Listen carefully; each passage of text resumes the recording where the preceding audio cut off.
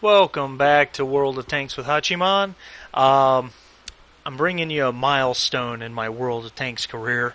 16,000 battles almost, and I've never done any team battles. And this past few days ago, I decided to make a ranked team. Uh, this may not seem like a big deal to some of you, but it was a big deal to us. In my ranked team, I'm not full yet on my roster, but here I'm playing with Killer Scope, Nick, Champ, Alex, Friendly Potato, and Thermo, all people from my clan, all people you've seen in my videos at some point. We are up against the Psycho clan. All very good players. One guy at 623, everyone else 871 to 1100, so they're all very respectable players. And the other thing is, team battles and detachments and all that will show you that this XVM 72% chance to win means means nothing. It's bullshit. This was our second game. Our first one we lost. We were on Ghost Town against a reasonable set of players that XVM said we had a 77% chance to beat. However, none of us had ever played Ghost Town before. We didn't know the ins and outs of the maps. We didn't know where the defilades were. We didn't know where the enfilades were, and we really weren't prepared for it. It was an experience thing.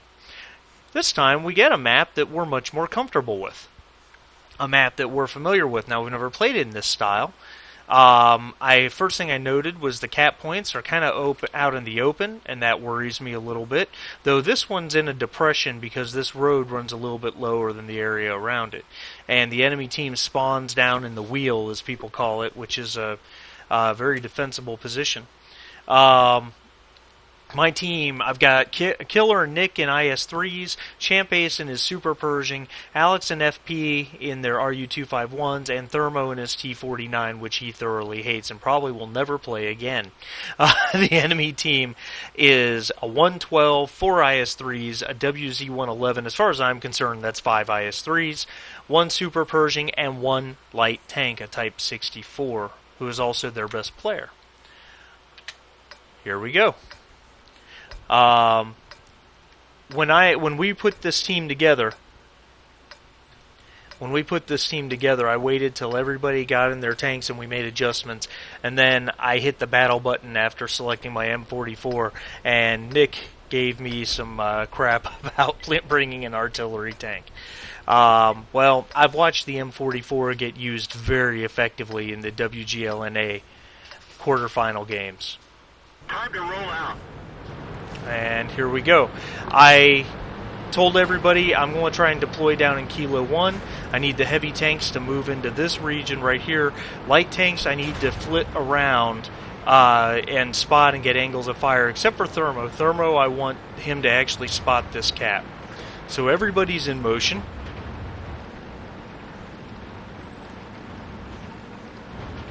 And moving into my position. Yeah, Nick picking on Champ. Super Pershing's not a medium tank, it's a heavy tank. I'm moving into position. We've already spotted a couple guys. They're 111 and they're Super Pershing. And holy crap, there's a Type 64 right in front of me. I called for help immediately from the guys. As soon as he turned to look at me, I fired point blank and just blew him away. What can I say? Some luck there, perhaps. I mean, I was just hoping to splash him, if nothing else, and track him. Alright, so the Super Pershing and the IS-3 and the 112 are holding that position. We've got another IS-3 at the top. I take a shot that misses. It's going to be hard to put cap pressure on these guys because they can defend their cap points very easily. So right now our guys are content to snipe. I'm asking the light tanks to move around and see if they can put some pressure on that IS-3. Yeah, bad angle. I can't get around that building. However, the enemy WZ-111 and 112 is now swinging that way. They saw the move coming. So I told the light tanks to be careful. Super Pershing's back in the depression. I fire behind him. Hit his rear, set him on fire.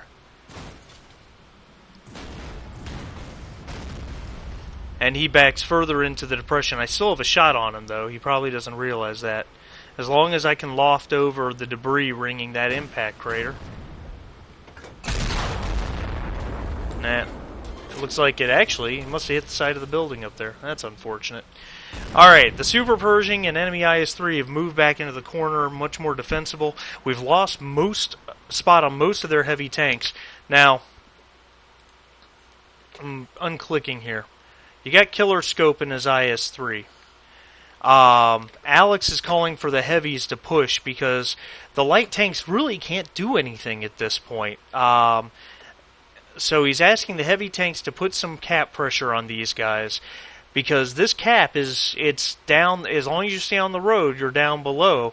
And with a tank like an IS-3 or a Super Pershing with its turret, it's going to be hard to get a penetrating shot. Unpause.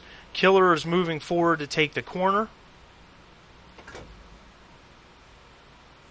I'm looking for a shot, but I'm not going to get it. Had one for a ghost of a moment on that IS-3, but he moved away. Champ points out we only have 4 minutes. I mean, battle's not even halfway through yet. We're ahead 1,000 hit points. So we've done more damage than they've done to us, especially because we started out with less hit points than they do. And we've got... Well, we had cap pressure for a second there. Killer moved into the cap. And now you've got Nick and Champ moving into the cap circle. And at this point, I'm moving because I can't get an angle on anything. So I'm going to go semi-TD mode, because with us putting in cap pressure, they have to come out to take shots at us. They have to. Super Pershing takes another hit.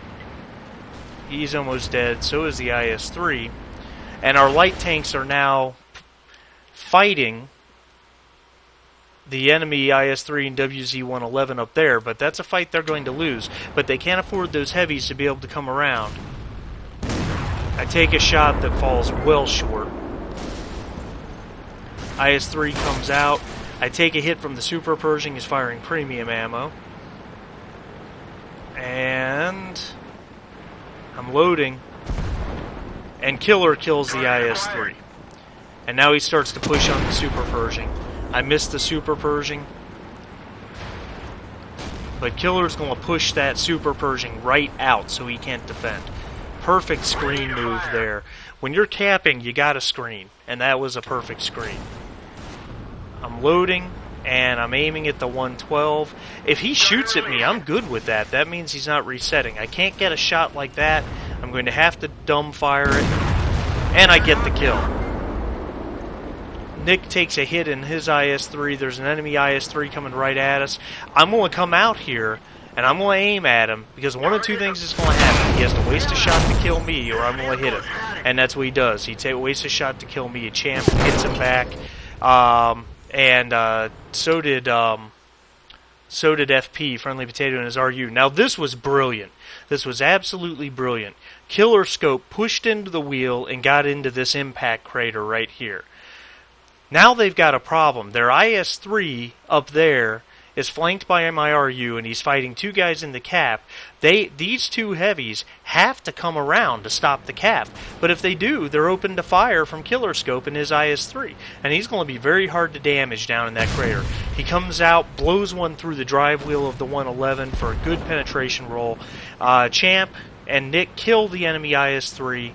The other enemy IS-3 blows right by Killer to try to get a reset. Killer nails him, and he misses his shot. Enemy WZ-111 says, I'm going to attack Killer. Killer Scope doesn't care. He's firing on that IS-3, probably hoping for a fire. The 111 comes right in on Killer, and Killer says, I'm still not worried about you, because we just capped.